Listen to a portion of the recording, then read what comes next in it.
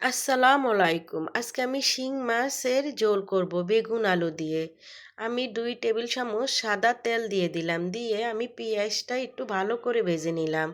এখন আমি দিয়ে দিলাম ১ টেবিল চামচ আদা রসুন বাটা। আদা রসুন বাটাও একটু ভেজে নিয়ে স্বাদমতো লবণ, ১ চামচ মরিচের গুঁড়া, ১/২ চামচ ধনিয়ার গুঁড়া, ১/২ চামচ জিরার গুঁড়া, ১/২ চামচ ধনিয়ার গুঁড়া দিয়ে একটু পানি দিয়ে ভালো করে কষিয়ে নেব।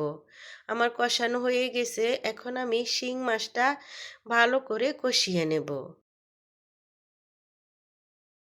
আমি একটা কিছুই বুঝতে পারি না যে আমি এত সুন্দর করে রান্নার ভিডিও দেই। আপনারা কেউ লাইক, ফলো, শেয়ার করেন না। কারণ আমার ভিডিওটা কেমন হয় তা আপনারা কখনো জানান না। যারা গানের ভিডিও দেয়, নাচানাচির ভিডিও দেয়, তাদের ভিডিও এত সুন্দর ভাইরাল হয় যে বুঝতেই পারি না। মানুষ আ দিন দুনিয়ার পথে চলে না। কখনো মানুষ যাদের ভিডিও সামাজিক তারা ওই ভিডিও দেখতে চায় না। সামাজিক ভিডিও দেখতে চায় না।